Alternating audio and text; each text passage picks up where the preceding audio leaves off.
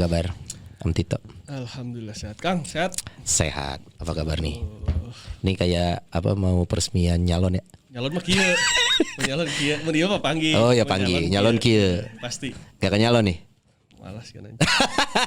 Kita udah pernah ngobrolin ini kan? Udah. Tentang nyalon kan? 2024 bentar lagi loh.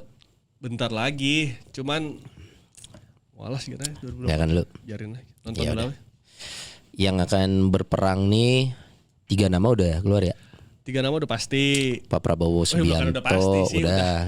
Deklarasi. Punya tiket lah. Udah punya tiket. tinggal Pak Ganjar daftar. Pranowo, Pak Anies Baswedan. Ya apapun yang terjadi ya kita mah tetap jalanin usaha masing-masing aja ya. Bener. Yang penting jangan ada kayak kemarin lagi lah. Iyalah. Terpecah dua. Di grup keluarga bisa pas ya. Aduh. Soalnya yang harus dipikirin adalah pada akhirnya kita semua akan menjalani hidup sehari-hari ya gitu sok. Ya.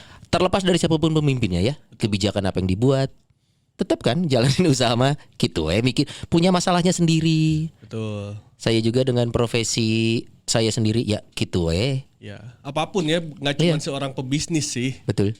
Apapun profesinya ya mendukung ya sewajarnya lah. Tapi mungkin akan ada 1-2 hal yang pengaruh. Misalkan nih, ada kepres kaitannya dengan kebijakan ekonomi yang ngaruh ke bisnisnya Kang Tito. Mungkin akan ngaruh.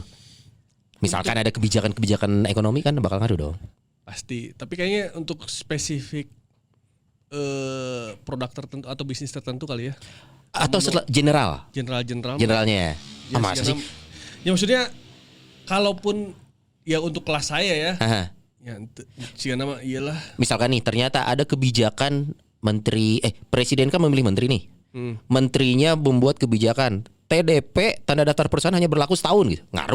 Ngaruh sih. Nah, artinya administratif bisa ngaruh nih. Betul. Tapi setelah sebelum pandemi lah ya. Mencoba merubah mindset. Ya.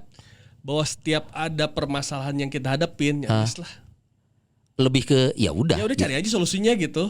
Misalkan nih pemerintah bikin kebijakan apa, bikin kita rada berdampak aja pokoknya ke bisnis gitu. Ya udahlah. Udah ngapain? Dan protes. Mual.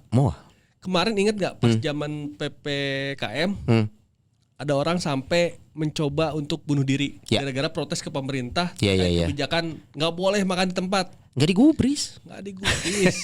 Iya. Jadi ujung-ujungnya saya coba kemarin ngomong ke beberapa teman, udahlah memperjuangkan boleh. Tapi pada akhirnya kita sebagai pengusaha itu dituntut untuk ya udah nih kesini mentok. Pasti ada jalan yang lain gitu. Nah, tapi kalau kita ngomongin berfokus ke gara-gara ya kita nggak akan nemu solusinya. Berkeluh kesah itu tidak menyelesaikan apapun. Ya, bolehlah sebentar. Ya. Tapi setelah itu ya sudah. Tuntutannya adalah nyari solution minded. Betul. Saya pernah ada satu quotes zaman kuliah dulu Kang ya. Edan kuliah 20 tahun lalu. Ingat kayaknya. Ada satu istilah, you cannot fight the city hall. Artinya lu kalau menghadapi tembok besar dan itu adalah pembuat aturan, mamam tah. Artinya apalagi lu berjuang sendiri. Betul. Bahkan yang punya dasar komunitas atau mungkin perhimpunan segala macam itu pun juga belum tentu membuahkan hasil, apalagi sendiri.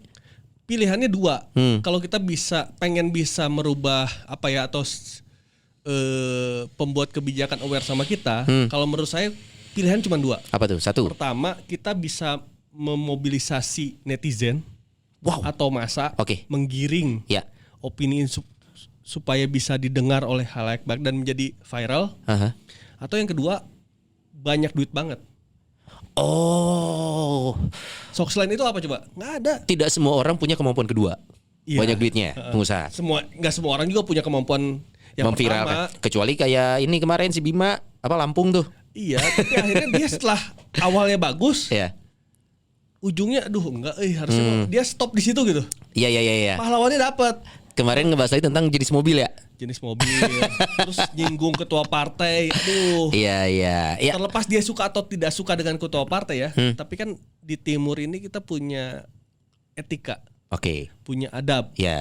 Mau gimana juga orang tua. Betul. Tokoh nasional lagi. Penyampaian itu penting. Itu pilihan kata. Adab. Ya ini sih kemarin karena memang kita lihat momennya dia udah dapet sebenarnya. Bahkan sudah berpihak ke dia. Banget. Tapi itu dia. Kita harus tahu di mana kita harus berhenti ya. Ya. Makanya saya selalu bilang, orang yang percaya diri sama nggak tahu diri bedanya tipis. Kebebasan dan kebablasan. Iya. Bablas itu Pak. Ya ini opini ya. Soalnya kita ada di dunia yang kerjaan kita nih terutama nih ya. Yeah. Kerjaan kita ini kalau kita tidak benar-benar tahu how to-nya atau saat kita menghadapi suatu permasalahan dan kita nggak punya solusinya, ya dua hal tadi, ya ujungnya kita viralin, tapi resikonya juga ada.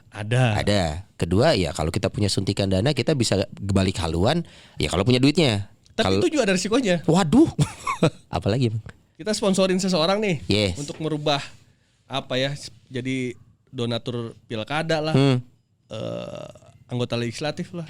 Kalau dia tidak terpilih dan musuhnya tahu bahwa kita mendukung oh iya, kan dipersulit nanti kalau ada tender kerjaan. Ya politik. Pilihan. Termasuk pilihan tentang saya ngeliat gini nih, Kang Tito.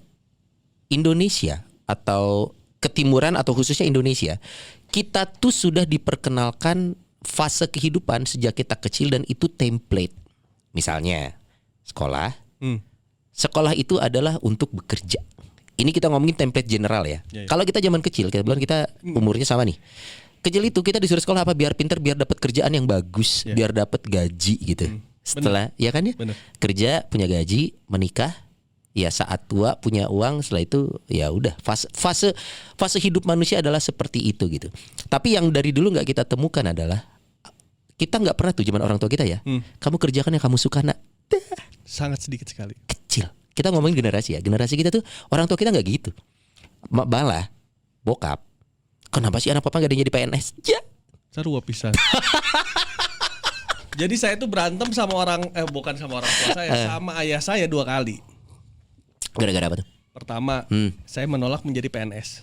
Diminta jadi PNS. Iya. Babe ada PNS. PNS bisa. PNS bisa. Di mana? Kerja di mana? Di Pemda. Di Pemda. Oke. Dulu tuh si papa sekarang mah IPDN lah ya. IPDN ini Jatinangor. Oke. Dulu di situ. Kuliah di situ dia. Kuliah di situ dan bekerja di situ. Oke. Ya salah satu lumayan lah. Ya. Terus akhirnya papa saya keluar masuk di Pemda. Oke. Dan di situ pas saya SMA itu sudah mulai tuh nge-mention. Mulai disepet-sepet nih. PNS. Akhirnya saya lulus kuliah. Nem saya lumayan nih. Aduh Nem, ada yang tahu Nem? Ceplosan ya. Keluar nih nilai Eftanas murni. Bahasa akhirnya laos. Guys, sekarang gak ada Nem ya? Gak ada Nem ya? Oke, gak ada. Angkatan kita itu. Kolot bisa. Oke. Nem lumayan. Oke. Bahkan saya kalau mau masuk ke akademi militer, akademi kepolisian dan IPDN cukup. Lebih dari cukup. Oke. Nah waktu itu saya masih pengen jadi polisi. Hah? Apa latar belakang kenapa punya cita-cita jadi polisi? Teuing gagah weh. Udah itu aja, gagah aja, pengen aja gitu. Polisi ya, bukan tentara ya? Polisi, oke. Terus saya itu kan basic orangnya itu tidak bisa diam kalau ada sesuatu yang salah. Wah, ini cikal bakal Bruce Wayne loh. Iya kan pembela kebenaran dong. Bayangin ya. Saya kelas 2 SMA. Sekarang istilahnya apa ya? Wakasek bidang kesiswaan. Oke. Dilawan. Saya ajak berantem. Karena satu kondisi yang menurut Kang Tito ini harusnya nggak gini. Harusnya nggak seperti ini. Jadi kasusnya awalnya memang salah saya. Jadi saya jam istirahat, sebelah itu kantin. Bukan kantin lah, tempat orang pedagang kaki lima gitu loh. Tapi di dalam lingkungan sekolah? Atau di luar? Sebelah, kan sebelah saya SMP. Sebelah jadi sekolah. Jadi ada lorong itu orang jualan semua. Oke. Kalau muter, jauh. Orang loncat ke jendela. Shortcut. Oke. Aman. Udah beli batagor, balik lagi. Pas lagi manjat jendela, wakasek lagi di pintu. Tapi cuma jajan aja. Dan balik lagi. Sialnya ada wakasek. Oke, terus? Panggil lah. Kamu ada 6 orang apa 5 orang lah. Ke ruangan saya. Jujurin baris biasa kan. Ini OTT ya? OTT. OTT lagi di pagar ya Pak. Gini nih. Saya di pintu itu di jendela kan. Ya udahlah. Kita baris. Marahin lah dia. Kamu nih udah ada pintu masih lewat jendela. Bikin jendela kotor. Kamu gak disiplin segala macam. Oke. Nerima itu mah. Nerima. Sampai dia mukul saya pakai buku setebal ini nih. Yellow Pages ya? Bukan. Kali. Buku kewarganegaraan gitu. Oke. Setebal ini. Saya masih diam. Saya dipukul tempeleng pakai buku itu. Kepala. Ini pipi. Saya masih diam. Oke. Saya masih nganggap itu sebagai hukuman atas kesalahan. Itu bentuk pendidikan dari guru kepada saya. Zaman itu saya tidak masalah. Itu tuh biasa. Tidak masalah. Oke. Dia nempeleng pun pakai tangan, saya masih diam. Oke. Terakhir belum, jadi dia udah menghukum 2 kali nih. Pukul buku, nempeleng, terakhir bilang kata-kata binatang. Di situ saya nggak terima. Oke. Ini guru nih. Iya. Iya kan? Iya. Bidang kesiswaan. Iya. Kok gini ngomongnya? Iya. Di situ saya protes dulu tuh ke kepala sekolah. Saya ngadep kepala sekolah.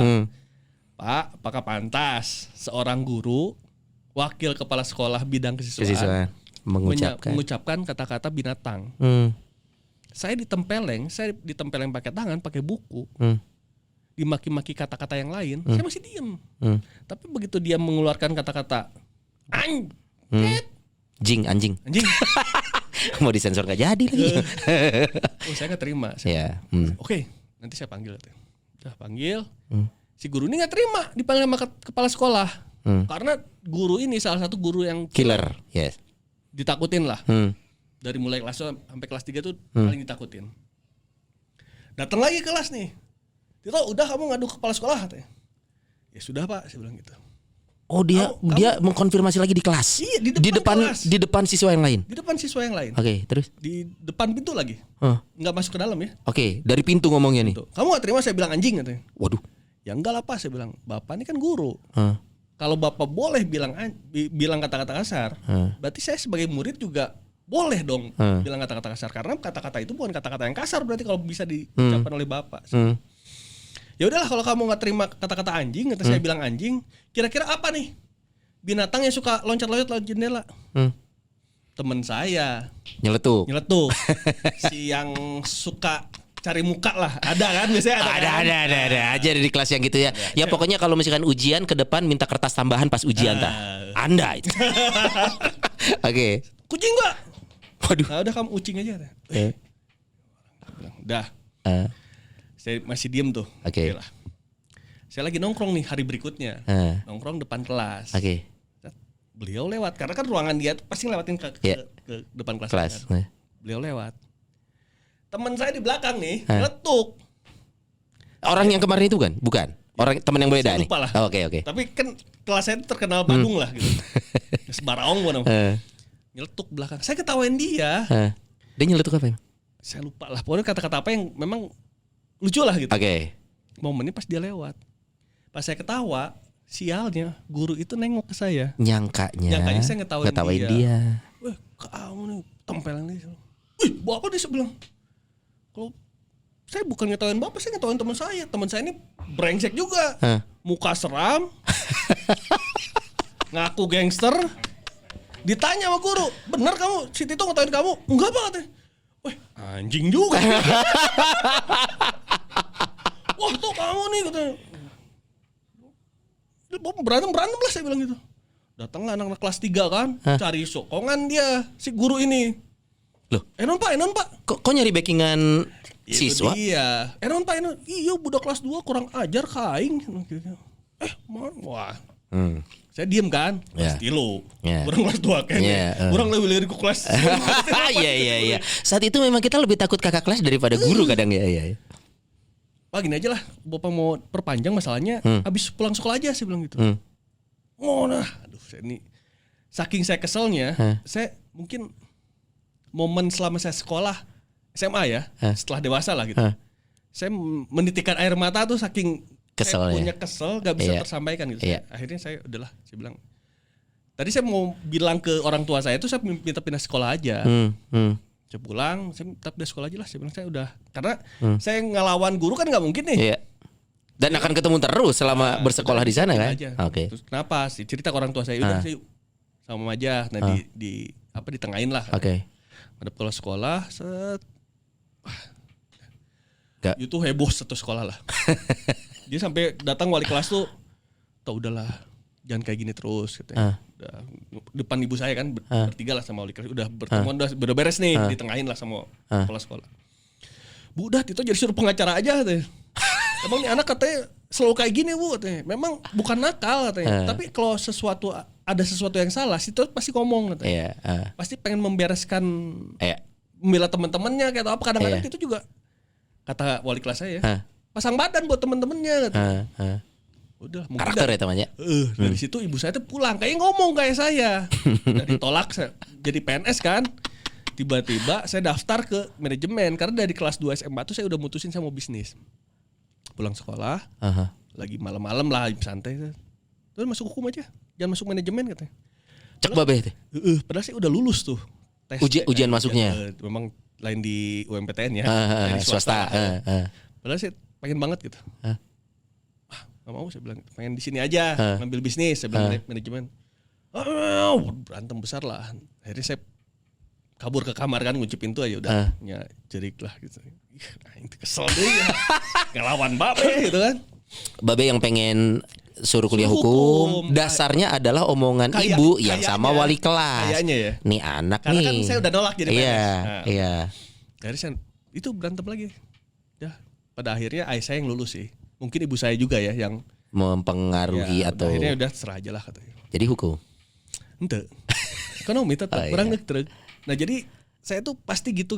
Iya. Dan lihat kondisi kayak negara apa ada sesuatu yang itu saya selalu gemes gitu. Nah, itu sekarang istri saya yang nahan-nahan. Apalagi saat kita tahu kita tidak punya kemampuan merubah sesuatu karena profesi, karena orang saha gitu. Ada pemikiran. Kalau saya enggak gitu. Even negara. Iya. Serius? Kadang orang terdekat saya yang bikin saya nggak bisa melakukan sesuatu gitu. Menahan-nahan. Karena mungkin memperhitungkan risikonya lebih banyak. Kalau orang dekat saya kayak gitu. Kalau saya misalkan ada sesuatu nih, ada yang salah. Ya. Meskipun di tingkat nasional gitu. Bentuk perlawanannya apa? Misalkan nih ada kebijakan yang membuat menurut Kang Tito ya sayang panggi. Tapi kan belum tentu terwujud karena misalkan pembuat kebijakan pejabat level negara kan tidak semua orang punya kesempatan bertemu dan berdiskusi. Nah, saat itu tidak terwujud, bentuk perlawanannya apa? Sosmed apa yang bisa dilakukan akhirnya? Saya sosmed tuh kadang saya misalkan ya, sekarang itu udah males curhat di sosmed deh. Iya, terus. Bukan, naon sih, mana curhat di sosmed gitu. Dan itu satu arah. Curhat di sosmed itu kan satu arah. Salah ngomong. Bisa dipelintir. Diambil part tertentu seperti podcast ini. Juga hati-hati. Makanya nanti ada countdown ya. Ada timer ya, tolong ya. Salah dikit hukum. Tapi gini Kang, saya setuju sebenarnya di beberapa hal ya. Sebenarnya kita punya sifat yang sama. Saya pun punya karakter. Kalau ada sesuatu yang nggak benar, saya akan stand out.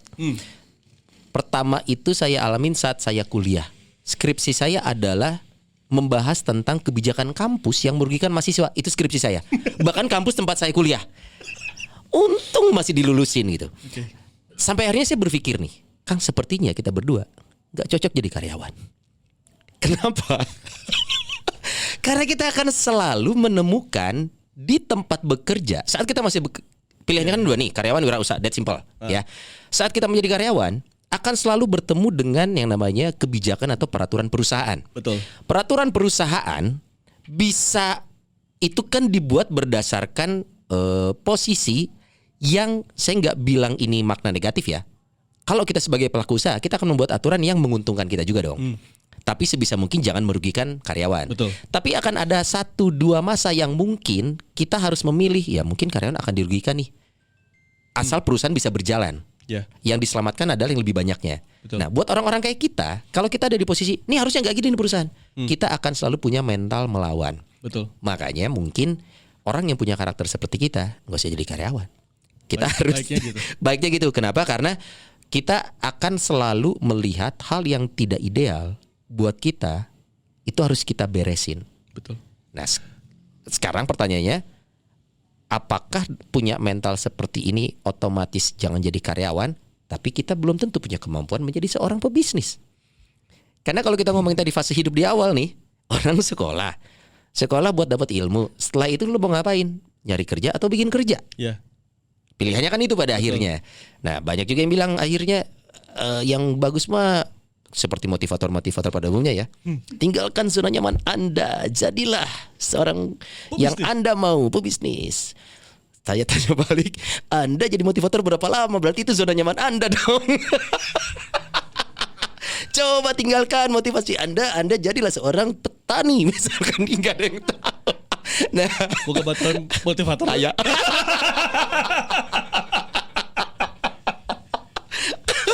Coba kita balik. Nah, artinya setuju dulu nggak nih Kang Tito ya, kita dari bridging yang saya sampaikan tadi ya, bahwa sebenarnya pilihan karir setelah kita menyelesaikan pendidikan formal hanya dua, pencari kerja atau pemberi kerja.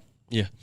Jadi kalau saya lihat gini, dengan misalkan ya kayak karakter kita gitu, si orang yang selalu berontak gitu, atau berontak, at least POV kita ya, point of view kita nih gitu. Betul. Versi kita lah gitu.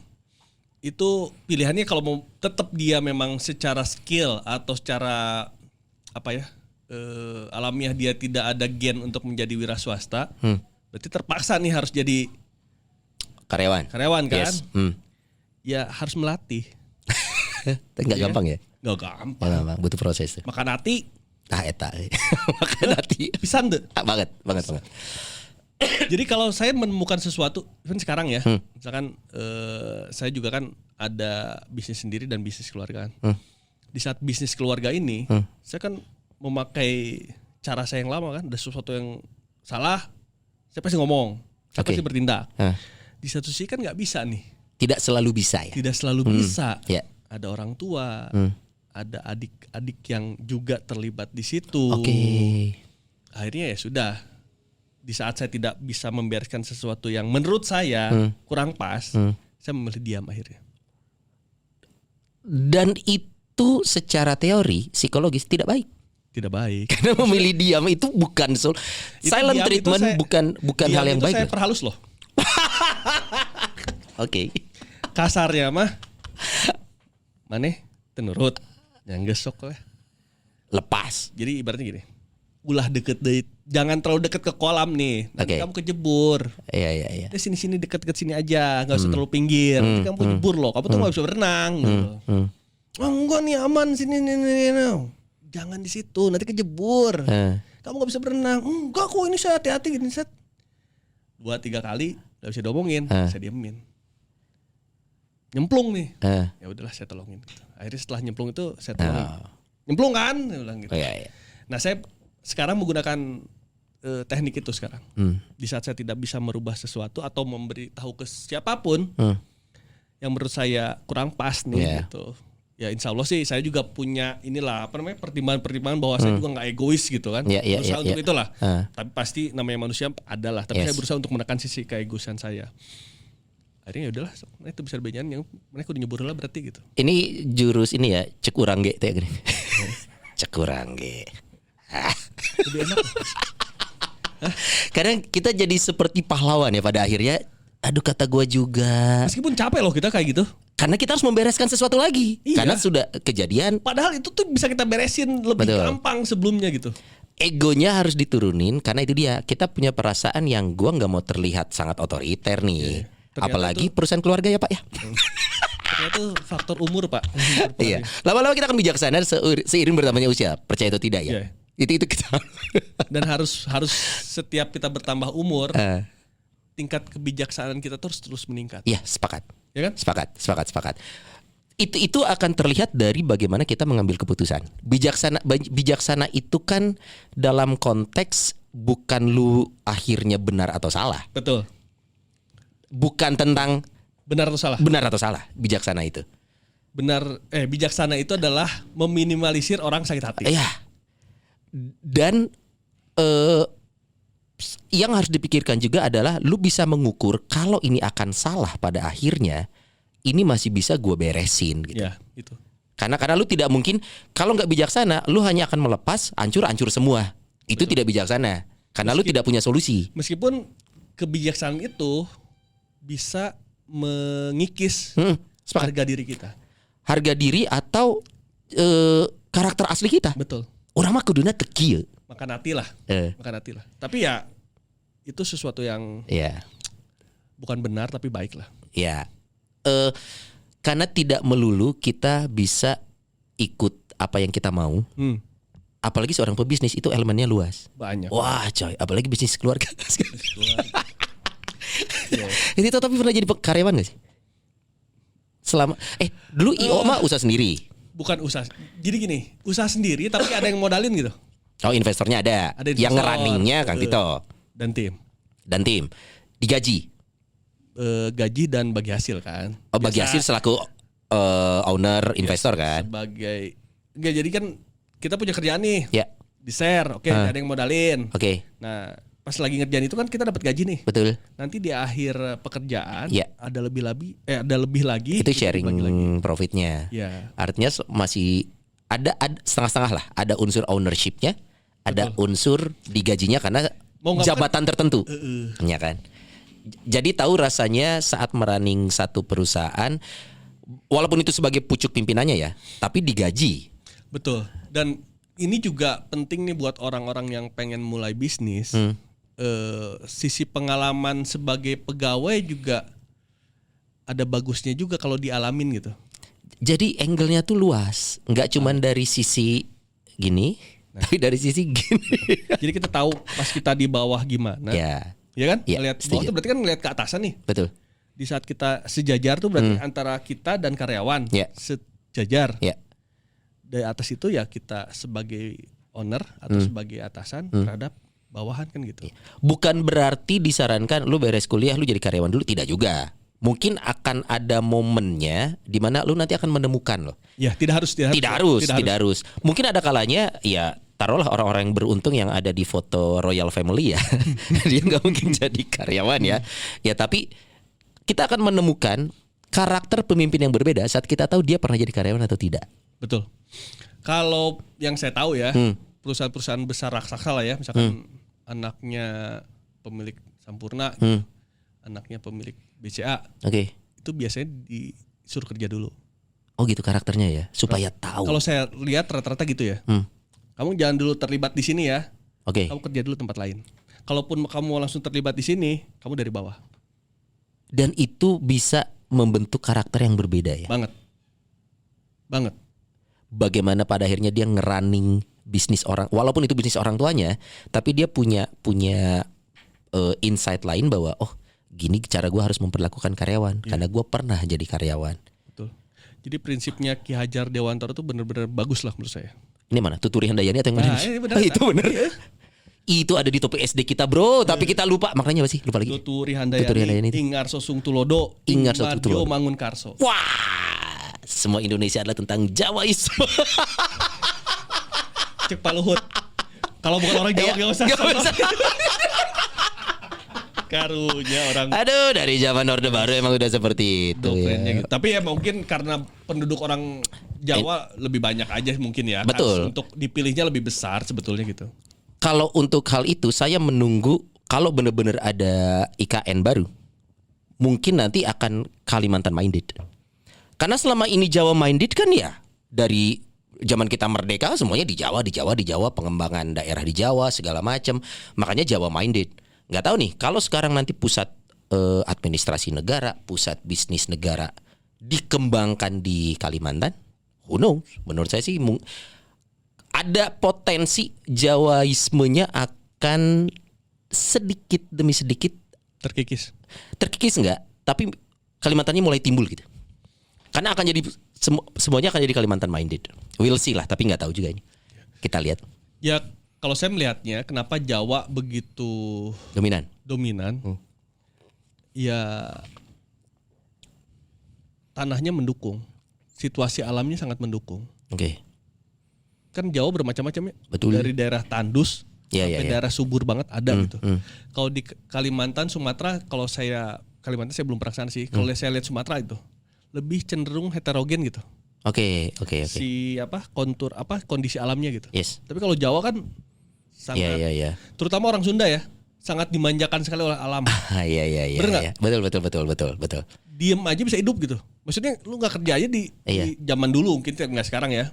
Di Sunda itu, di Jawa Barat lah terutama, ya bisa hidup. Dengan alam aja bisa hidup. Gitu. Ya lagu kolam susunya Kus Plus ya. Iya. Ngalamin nggak? Hujat kayu dan jadi tanaman ya, karena saking suburnya tanah Jawa saat itu. Tapi faktor lain menurut saya bisa ngaruh. Ini sedikit kita keluar dari obrolan tentang karyawan dan ini ya, adalah culture masyarakat. Jawa itu menurut saya tidak terlalu majemuk. Jawa aja. Bahkan Jawa Tengah, Jawa Timur itu kan mirip. Jawa Barat, Sunda beda nih. Makanya kan orang bilangnya orang Sunda sama orang Jawa. Nah Jawa nu mana? Ya Jawa Timur, ya Jawa Tengah. Jadi secara sosiologis, nggak ada yang bilang orang Sunda, orang Jawa nggak ada. Orang Sunda nggak ada yang bilang orang Jawa, walaupun Jawa Barat. Jadi secara sosiologis antropologis, Jawa tuh lebih simpel masyarakatnya, walaupun makanya banyak pendatang. Tapi kalau Sumatera ada berapa supras di sana? Padang, Batak, Jambi, Bengkulu, Kalimantan pun Pontianak, Palangkaraya itu agak lebih majemuk menurut saya daripada masyarakat suku Jawa gitu. Makanya akan lebih kompleks nanti mungkin. Jadi kalau ngelihat sejarah perkembangan kerajaan di Sumatera, itu berubahnya lebih sering dibanding di Jawa. Oke. Dari mulai zaman dulu ya. Samudra Pasai nih. Jauh sebelum itulah. Jauh sebelum itu. Saya pernah lihat di IG apa di TikTok gitu ya. Dia nyeritain dari abad ke-1 tentang Indonesia. Oke. Jadi dari Sumatera sampai ke ujung Papua. Saya Papua nggak gitu ya, sampai Jawa kalau nggak salah. Oke. Jadi diceritain tuh Sumatera, Kalimantan, Jawa. Jadi yang paling sering berganti kerajaan itu di Sumatera. Itu dia kenapa mungkin lebih majemuk ya masyarakatnya. Jadi dari mulai yang berkuasanya Aceh sampai ke ujung Sumatera, Lampung, itu kerajaan Aceh. Nanti kerajaan Sriwijaya ganti lagi, kerajaan dari Sumatera Utara itu nguasain. Nanti kerajaan dari Sumatera Barat gitu juga terus berganti-ganti. Nanti dari Majapahit kan, Sriwijaya dulu. Sriwijaya. Terus nanti Majapahit nih yang dari Jawa nih. Jadi banyak perubahannya di Sumatera itu. Kalau Jawa tuh cenderung, ya bisa dicek juga, mungkin saya salah ya, tapi kalau tidak salah Jawa itu paling sedikit mengalami fase perubahan kerajaan dibanding Sumatera. Make sense. Tapi perlu dicek ya. Ini saya lihat dari satu sumber dulu. Iya. Make sense sih. Jawa paling terkenal Majapahit. Iya. Terus biasanya ada orang luar terutama dari peradaban yang lebih awal ya. Kan peradaban lebih awal menurut sejarah manusia itu kan di Timur Tengah, ya kan? Kecuali nonton ini deh, yang di Netflix tuh Ancient apa? Itu tuh yang kabarnya Gunung Padang Garut. Itu mematahkan teori peradaban pertama mungkin dari. Pernah dengar nggak? Yang mana? Sumber kayu perahu Nabi Nuh. Dari mana? Jawa Barat. Anjay. Kayak kayu jati. Ada yang bilang. Sedangkan gitu, secara teori Bahtera Nuh terakhir itu ada di Turki, di Gunung Ararat. Artinya kalau ternyata itu dibuatnya dari kayu jati yang ada di Indonesia, sekarang nyasapnya di Turki, berarti zaman itu Nabi Nuh dekat-dekat sini dong ya. Ada yang bilang gitu juga. Kan saya nggak tahu, saya lupa Nabi Adam terakhir turun itu di negara apa gitu, bukan di Timur Tengah. Kalau nggak salah Taman Eden yang dibicarakan di kitab suci itu di Iran. Kalau saya nggak salah. Ini kebetulan kita berdua suka sejarah ya, kita suka ngulik-ngulik yang gini-gitu. Jadi ini mempengaruhi nih kehidupan masyarakat di Indonesia. Nah Sumatera itu pengaruh dari peradaban Timur Tengah kan pasti awal masuknya dari Sumatera. Iya, karena dari utara nih. Oh iya. Pengaruh Hindu kan dari mana perkembangannya? India. Iya, zaman perdagangan kan ini kan berarti kan jadi Hindu dulu kan? Hindu dulu, nanti masuk Persia, Islam kan? Ottoman kan? Atau sebetulnya katanya ada juga dari zaman 600 Masehi itu sudah ada dari zamannya Nabi Muhammad sampai ke Khulafaur Rasyidin itu, yang berdakwah sampai ke Indonesia itu sudah ada, ke Nusantara lah. Ini jadi episode sendiri yuk. Nanti ini. Nah, jadi sambung ke tadi, jadi kayaknya kalau saya melihat memang dominasi masyarakat di tanah Jawa, saya lihat nggak ngomongin suku ya. Yes.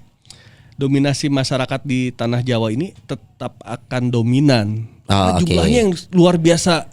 Iya. Banyak gitu. Dan saya masih berpikir salah satu faktor pendukungnya adalah zaman-zaman urbanisasi. Ya orang-orang ke Jawa. Kan saat pemerintah bikin program transmigrasi ke Kalimantan, ke Sumatera, urbanisasi selalu lebih mempesona buat orang-orang daerah ke ibu kota, makanya saya berpikir hal yang sama akan terjadi kalau ibu kotanya pindah gitu. Ya, kita lihat sih.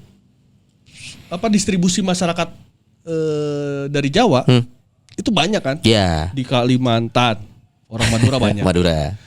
Orang di Sumatera, orang Lampung, orang Palembang. Kan bahasa Palembang kalau salah ada OO-nya juga tuh. Dan banyak Jawa loh di Lampung. Iya banyak. Banyak Jawa coy.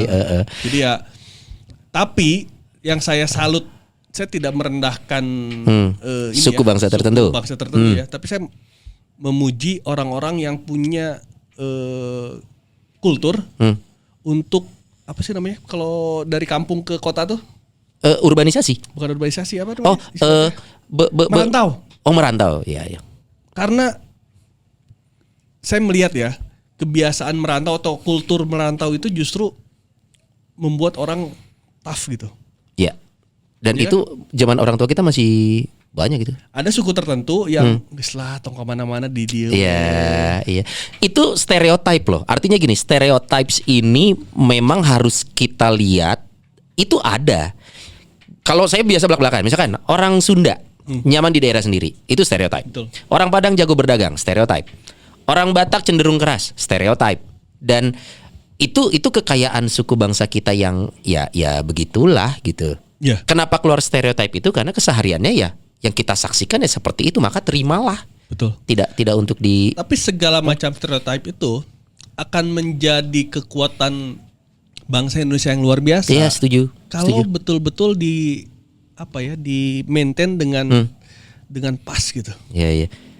Dan stereotip ini bisa ngaruh juga ke profesi. Misalkan kita ngomongin lagi kembali ke karyawan dan pebisnis ya.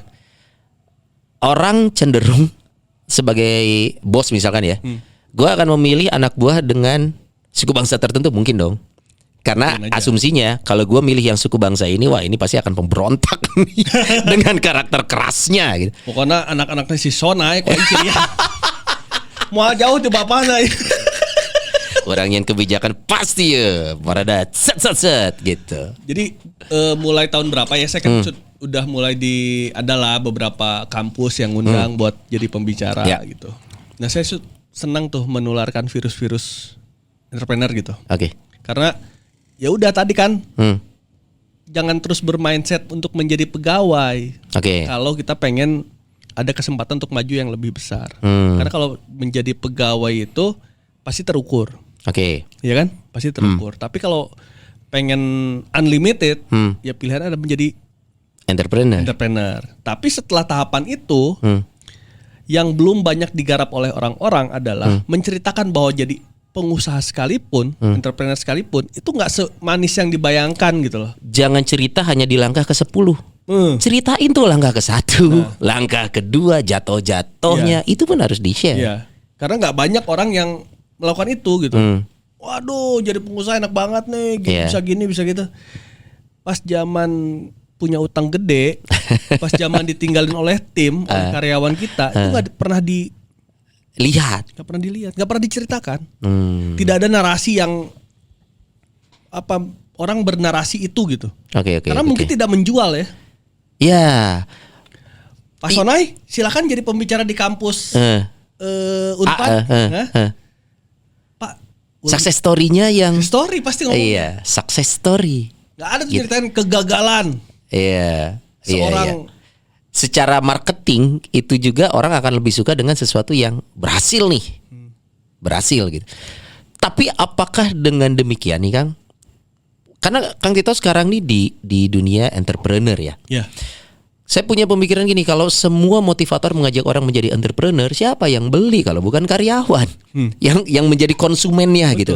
Dan saya juga punya pemikiran gini, tidak semua orang punya kemampuan untuk menjadi seorang entrepreneur. Betul. Makanya saya sampai pada kesimpulan gini, pebisnis dan karyawan ini mah hanya tentang pilihan, tidak ada yang lebih baik. Saat lo menjadi karyawan, jadilah karyawan yang baik. Betul. Saat lo menjadi entrepreneur, jadilah entrepreneur yang baik. Semuanya mulia.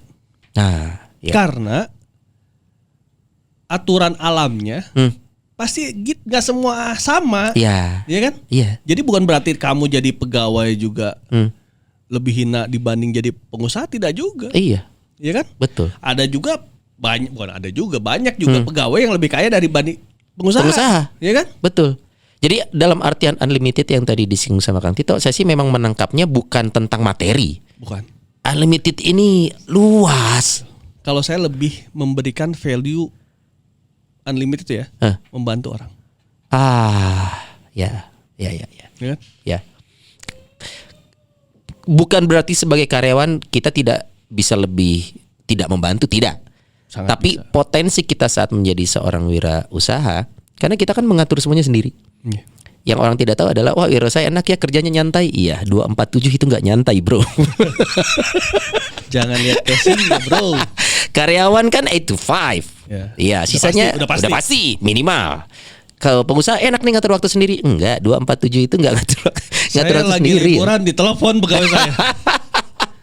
Pak, ada orangnya di sini. Kurang teh, Terakhir itu saya mau pulang ke Bandung ya. Istri saya yang ribut. Dia tidak mempan ke saya, ke istri saya. Curang. Udah tahu ke istri mau kita. Nah, akhirnya saya lagi nyetir itu. Bilang, hari Selasa bahas. Gak bisa bahas di telepon saya. Harus langsung gitu. Plus minus dalam artian karyawan dan wirausaha adalah pilihan. Itu dia kenapa manusia kalau kita lakukan yang namanya tes psikotes, itu kan kelihatan, oh memang orang tuh unik, orang tuh beda-beda. Ada orang yang punya kemampuannya A, ada orang yang punya kemampuannya B. Tidak bisa disamakan semua mana yang lebih baik untuk masa depan. Seorang yang misalkan nih dia seorang ahli IT, dia saat berada di belakang komputer, dia orang yang sangat hebat. Betul. Di bidangnya. Tapi mungkin orang nih jago IT nih ya. Kerja di Google let's say. Betul. Terus suruh dia lu gua kasih modal dagang ayam crispy. Mungkin besoknya dadas. Betul. Kan dia tidak punya keahlian di sana. So ini tentang pilihan mana yang kalau kita udah tahu kemampuan kita di mana, ya jadilah profesi yang dan lakukan baik, yang terbaik. Dan lakukan yang terbaik. Garis tangan beda-beda ya kan. Tapi di saat kita melakukan sesuatu, kita harus selalu berusaha melakukan yang terbaik. Itu dia. Saat jadi karyawan, jadi karyawan yang baik. That's it. Betul.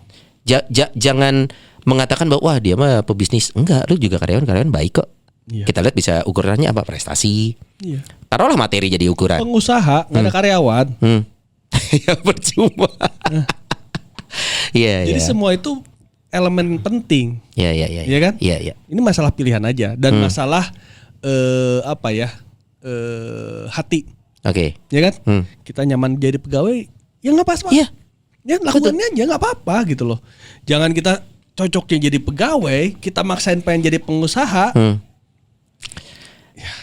Walaupun setuju nggak nih Kang bahwa entrepreneurship bisa dipelajari, tapi ada orang yang beruntung sudah punya sense dagang. Nah, saya cerita nih. Atau saya nanya dulu ya. Aduh sih ini ditanya-tanya. Pernah nemuin nggak orang yang secara bisnis nggak jago-jago banget? Oke. Tapi sukses. Beruntung.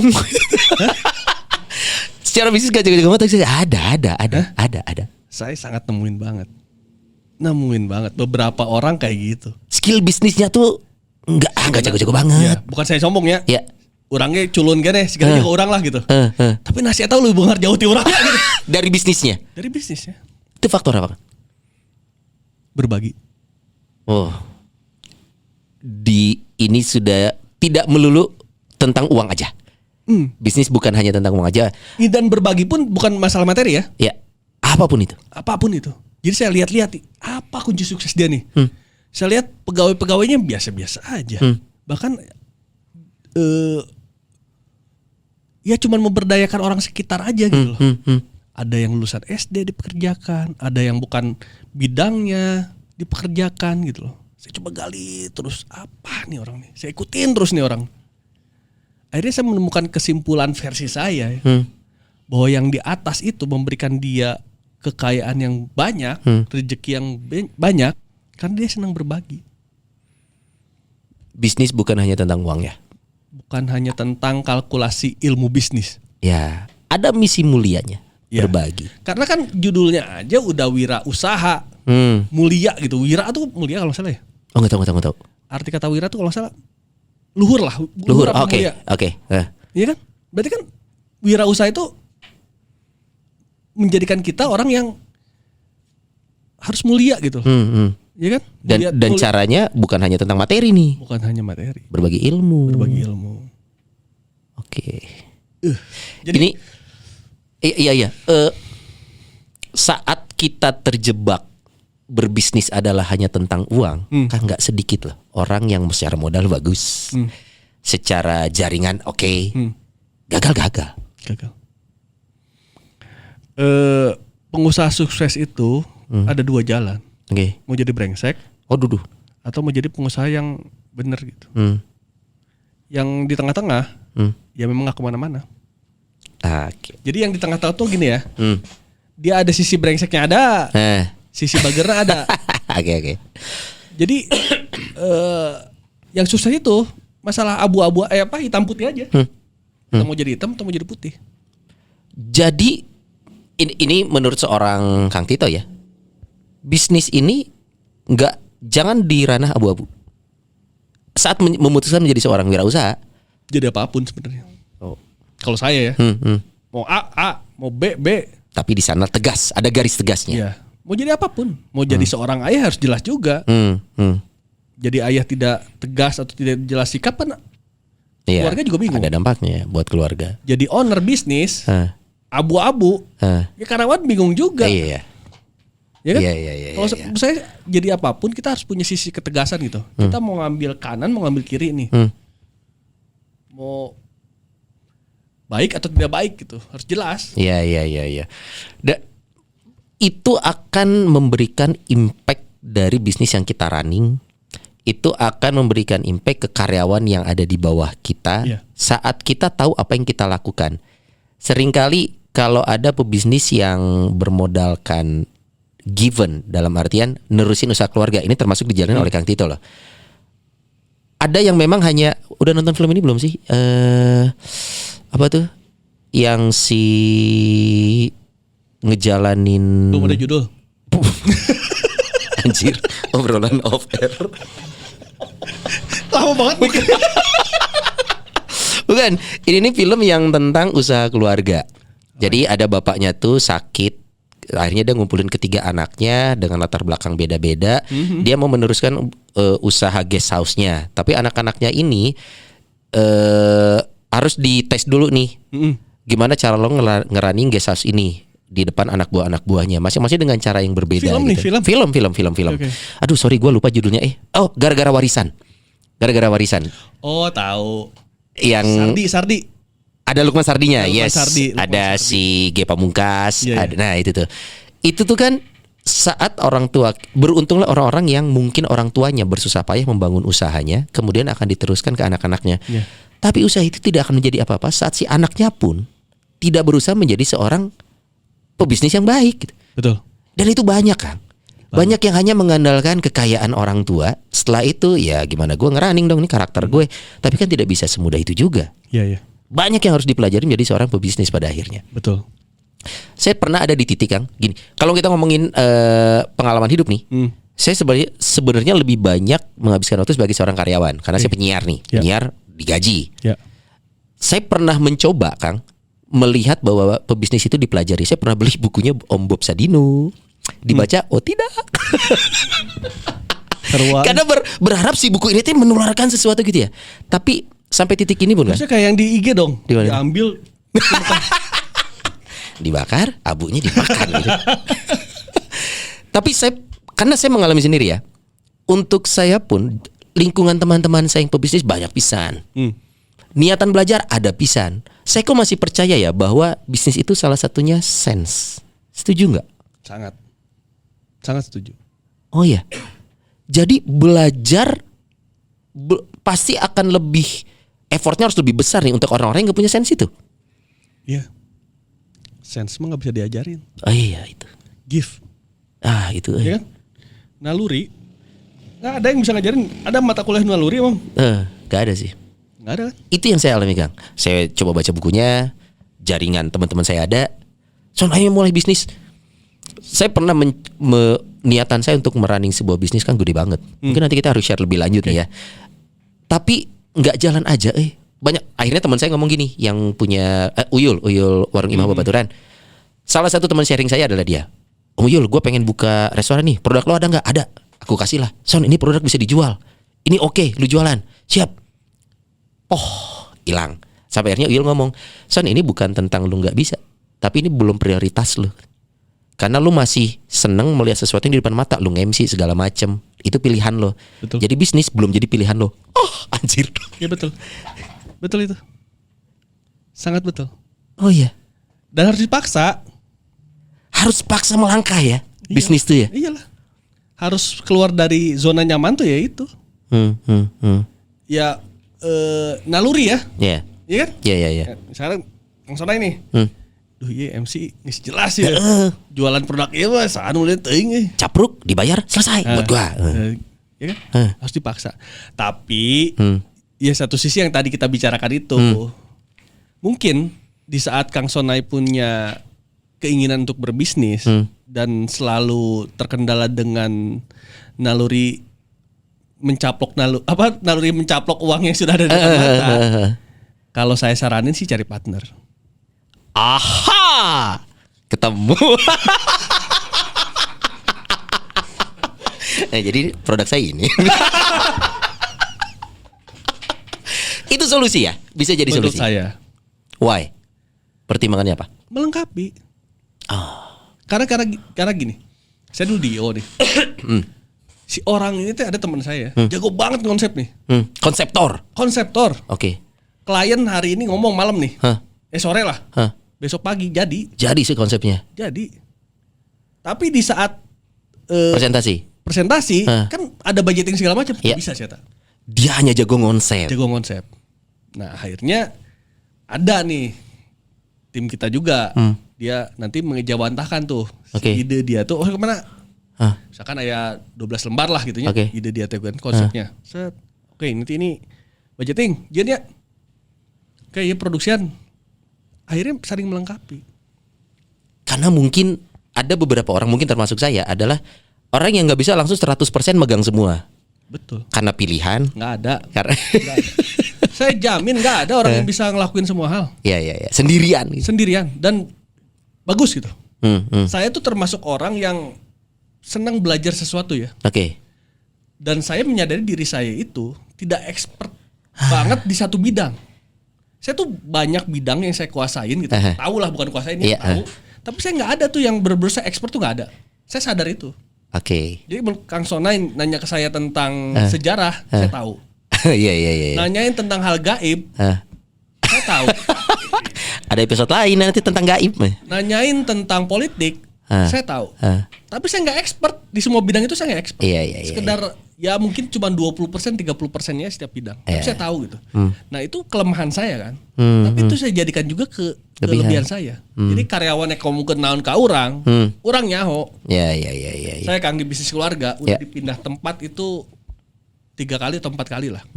Cuman produksi aja yang bisa belum pegang. Belum kuasain juga. Bisa lah saya yakin. Cuma karena istri saya lebih jago ya. Istri lebih. Oke, kalau itu kita angkat tangan ya, urusan istri kita berdua angkat tangan. Saya pegang, Kang. Pernah saya pegang. Marketing sales pernah saya pegang. Business development pernah saya pegang. Nanti jadi ya.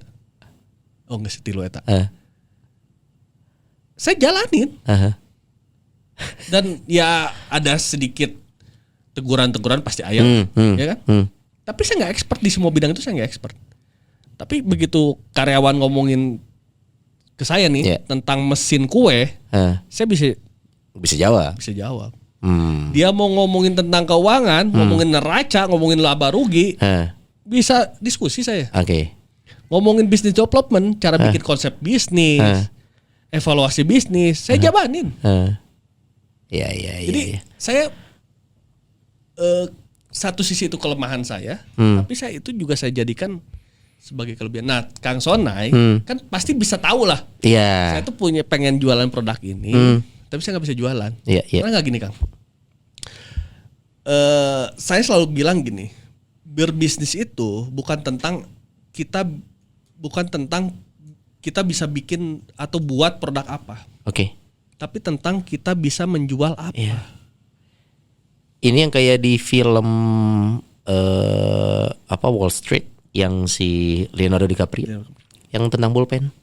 Jualin pulpen ini kan sesimpel itu. How to sell. Jadi saya selalu bilang ke mahasiswa jangan mikirin produknya dulu. Tapi lihat produk apa yang bisa dijual gitu loh. Jangan cuma bikinnya doang misalkan gini. Nggak semua orang yang bisa bikin nasi goreng bisa bisnis nasi goreng. Iya kan? Benar. Produknya mungkin bagus, tapi saya tidak bisa dijual, ya tidak terjual. Pernah, apa lupain namanya si cowoknya teh si Bradley Cooper gitu. Terus si ceweknya teh siapa ya lupa saya. Lady Gaga. Ini film. Bukan. Star is Born. Bukan. Tentang produk yang suka jualan di TV gitu. Dia jualan alat pel akhirnya dia sukses besar. Lupa. Dia si Bradley Cooper. Itu dia jago salesnya.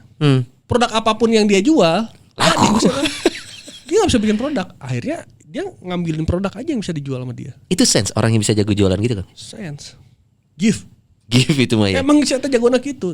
Tapi di satu sisi setelah si ceweknya ini ada satu hal yang si Bradley Cooper ini lupa. Karena saking banyaknya produk yang dia jual adalah sentuhan terhadap satu produk. Jadi karena dia punya pembawa acara di misalnya dia mau ngejual TV atau ngejual alat kebersihan gitu ya, atau pisau apapun lah gitu. Orangnya tuh pasti itu ada cuma 3-4 orang lah gitu. Nah si cewek ini begitu produknya dijualin sama si presenter ini nggak laku. Tapi cewek ini bisa ngelihat, gara-gara dia tuh menjiwai nih. Dia tuh nggak tahu persoalan di rumah tentang kain pel itu apa, dia nggak tahu. Akhirnya dia bilang ke cowoknya, udah saya aja yang jadi pembawa acaranya. Kamu kan nggak punya pengalaman, ya udah ajarin saya. Begitu dia tampil grogi kan, tapi begitu dia tidak terdistract, dia fokus. Dia melakukan seorang ibu yang suka beres-beres di rumah. Angle-nya adalah ibu yang beres-beres nih. Dapat banget. Dan akhirnya si cewek ini lebih kaya dibanding si Bradley Cooper. Itu mungkin kalau dalam jadi kita tahu gitu Kang potensi diri kita tuh apa gitu. Jadi saya bukan ngajarin Kang Sonai saya cerita pengalaman saya. Ya Kang Sonai recognize aja kekuatan Kang Sonai di mana. Iya. Dan yang gak kalah penting juga mengenali kelemahan kita di mana. Kadang kita lebih suka kadang-kadang kita lebih suka gue tuh jagonya ini, ya kelemahan lo apa gitu. Orang lebih sulit mengakui kelemahan dia di mana gitu. Kadang ya. Nanti Kang Sonai setelah tahu, ya cari partner yang bisa ngelengkapin itu. Walaupun profitnya berkurang.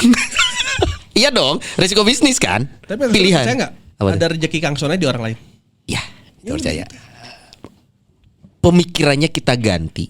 Kadang-kadang menggunakan istilah juga kadang bisa ngaruh ke psikologis ya, bahwa ini bukan tentang profit gue yang berkurang, tapi rezeki yang harus gue bagikan. Makanya disebutnya mindset.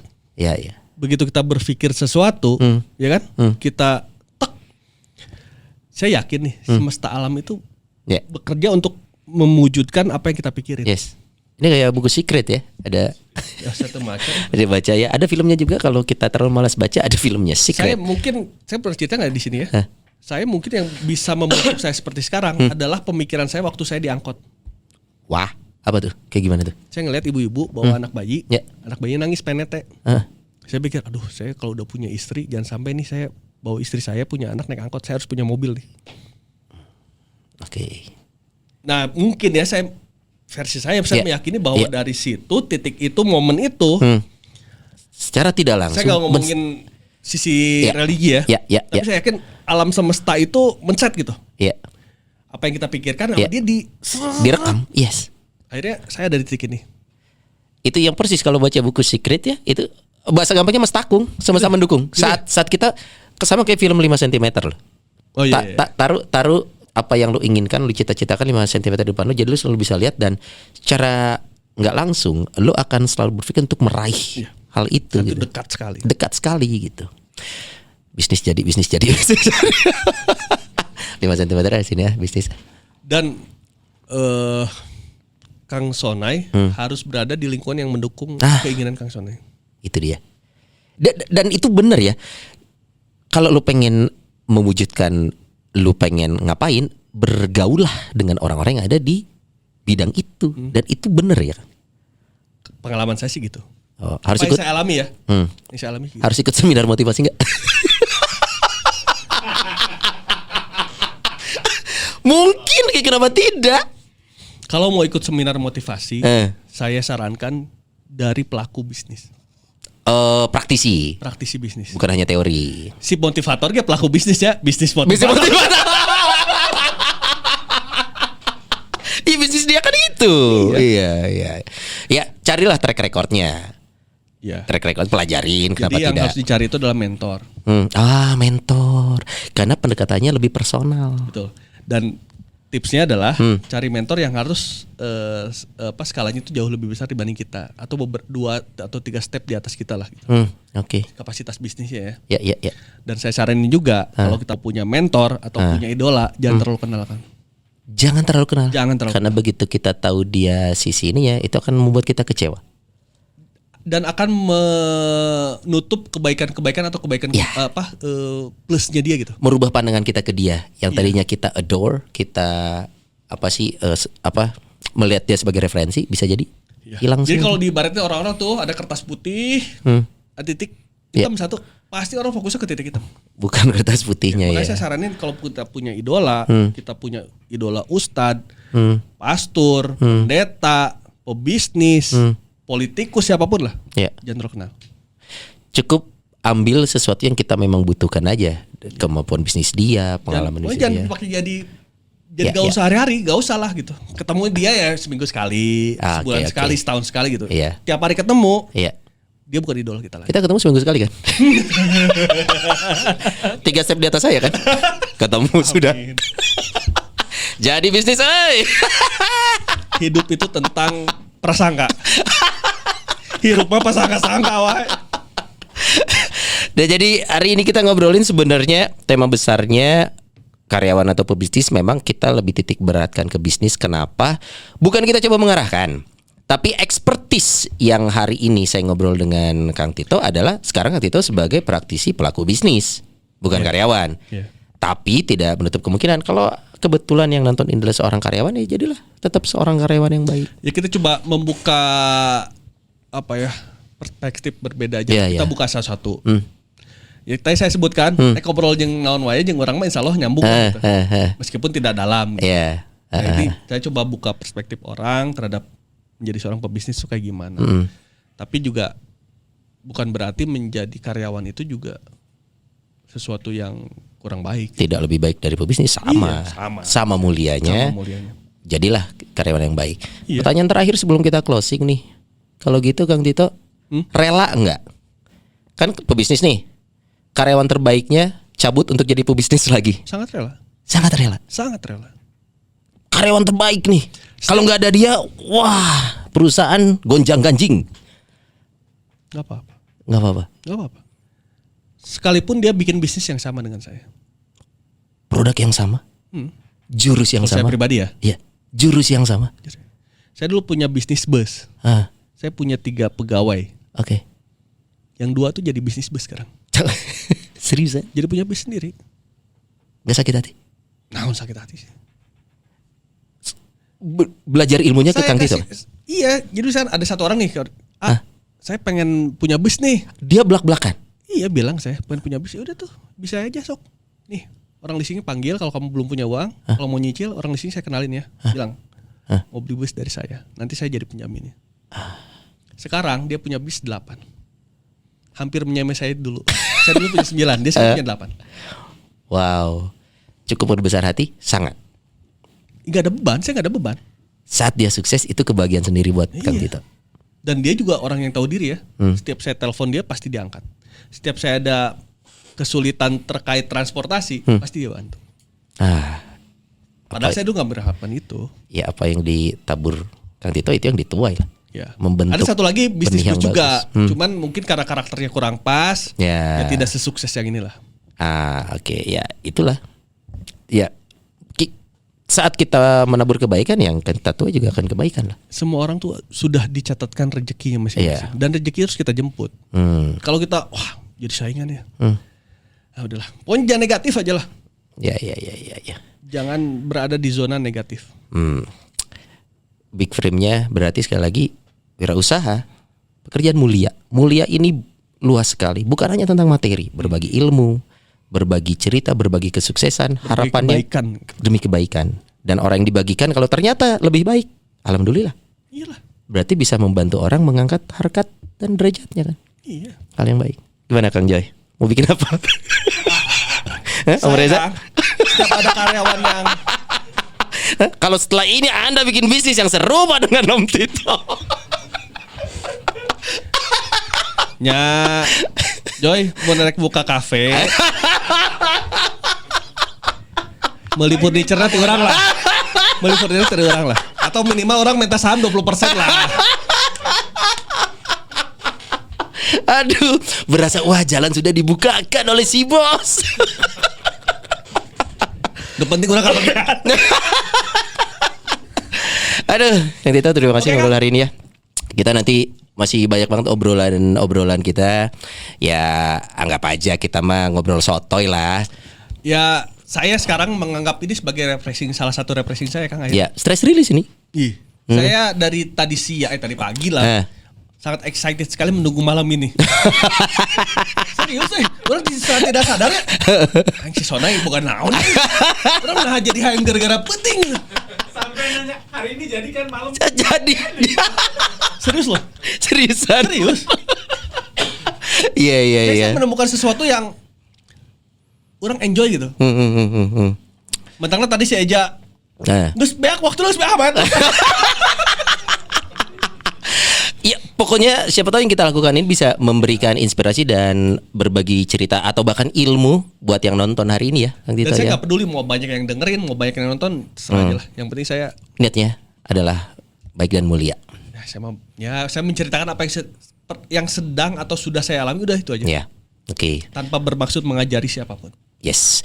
Sekali lagi kalau kita hari ini ngomongin tentang karyawan dan wirausaha, tidak ada yang lebih baik. Salah satunya semuanya baik selama kita melakukan yang terbaik dari apa yang kita jalanin sekarang. Terima kasih Kang Tito. Thank you Kang. Ya, buat yang nonton kasih ide nama dong. Kita belum punya judul acara. Gimana sih? Ngobrol. Buat yang kesulitan kalau kita ada ngobrol bahasa Sunda, kasih tau di komen ya. Iya. Karena nyetuk susah ya. Susah mah darah darah daging. Tah geus keluar seberapa kali Ada orang Sunda. Urang lain orang Sunda tapi kikian wae orang Bandung berarti. Mau ngomong Inggris teu bisa.